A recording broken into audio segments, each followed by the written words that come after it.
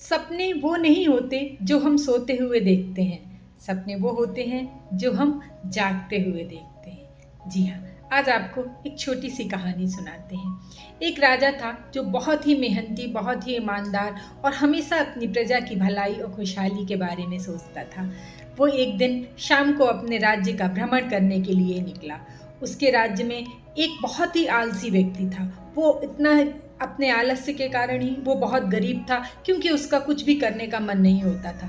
वो हमेशा बैठा रहता था और अपनी इसी गरीबी के कारण वो राजा को कोसता रहता था, कहता रहता था कि इस राज्य में कुछ भी नहीं है कि मैं कर पाऊँ या मेरा जीवन खुशहाल हो सके।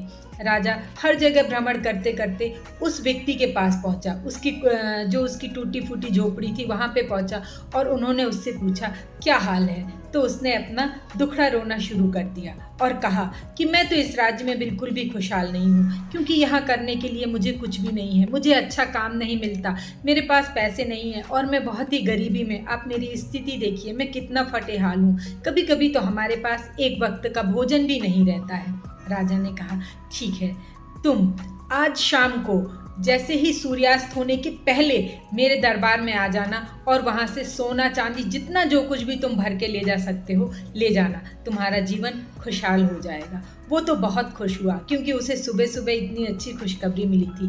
वो दौड़ के अपनी कुटिया में पहुंचा और उसने अपनी पत्नी से कहा, मुझे राजा जी आए थे और उन्होंने कहा है कि शाम को सूर्यास्त के पहले मेरे दरबार में आ जाना और जितनी भी धन दौलत ले जा सकते हो ले जाना। पत्नी भी बहुत खुश हुई, लेकिन उसने अपनी पत्नी से कहा, पहले तो मुझे भूख लग रही है, तुम अच्छा सा खाना बना के मुझे खिलाओ, मैं उसके बाद ही जाऊंगा। पत्नी ने कहा ठीक है। उसने जल्दी जल्दी बहुत अच्छा सा खाना बनाया और उसको खिला दिया। खाना खाने के बाद उसने खिड़की के बाहर देखा और सोचा, अभी तो बहुत धूप है, मैं थोड़ा आराम कर लेता हूँ, फिर जाता हूँ, क्योंकि राजा ने कहा है सूर्यास्त होने के पहले आना। और वो सो गया। ये क्या, उसको 2 घंटे की धूप लग गई। वो उठा, उसने देखा सूरज ढलान की तरफ था। उसने जल्दी से अपने 2-3 थैले अपने घर से इकट्ठे किए और राज दरबार की तरफ दौड़ के निकल गया। चूंकि धूप बहुत तेज थी, वो कभी ज़्यादा धूप में जाता नहीं था, दौड़ा जा रहा था। दरबार थोड़ी दूर था, थोड़ी दूर जाके वो थक गया। उसने सोचा, मैं एक पेड़ के नीचे बैठ के थोड़ा आराम कर लेता हूँ, फिर जाऊँगा, अभी तो सूर्यास्त होने में समय है। और वो एक पेड़ के नीचे बैठ गया। जैसे ही वो पेड़ के नीचे बैठा, पेड़ की ठंडी ठंडी हवा आ रही थी। आलस्य तो उसके अंदर था ही, कब उसकी आंख लग गई उसे पता ही नहीं पड़ा। और इस बार आंख इतनी तगड़ी लगी कि 3-4 घंटे बीत गए।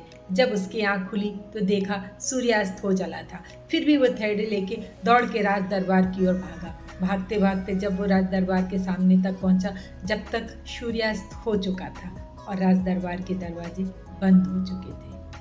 जी हाँ, कहानी तो बहुत छोटी सी थी, लेकिन बहुत कुछ कह गई। हम अपने जीवन में समय की कीमत को नहीं समझते और समय गुजर जाता है तो हम सिर्फ शिकायतें करते रहते हैं। जी हाँ, आप जिस उम्र में, जिस पड़ाव पे जहाँ भी हैं, समय की वैल्यू करिए। समझिए कि समय कितना कीमती है। एक समय हमें जीवन में कुछ ही मौके देता है, और अगर हम उन मौक़ों का फ़ायदा नहीं उठा पाते तो हम जीवन में सिर्फ और सिर्फ कोसते रहते हैं, कहीं परिस्थितियों को, कहीं चीज़ को। लेकिन उसके लिए हम स्वयं जिम्मेदार होते हैं कि हमने समय रहते ये कार्य नहीं किया। जी हाँ, उठिए और अपने कार्य की तरफ लग जाइए। एक बार आपसे अंत में फिर कहना चाहूँगी, सुबह उठते ही अपने जीवन में एक छोटा सा लक्ष्य निर्धारित करिए और शाम होने तक, जब तक आप उस लक्ष्य को प्राप्त न कर ले, अपनी जी जान लगा दीजिए। फिर देखिए आपका जीवन बदलता रहेगा। जी हाँ, कैसी लगी ये छोटी छोटी सी कहानियाँ? इन्हें आप शेयर करना बिल्कुल ना भूलें। जी हाँ, फिर मिलेंगे एक नई सोच, एक नई कहानी के साथ। मैं नीलम।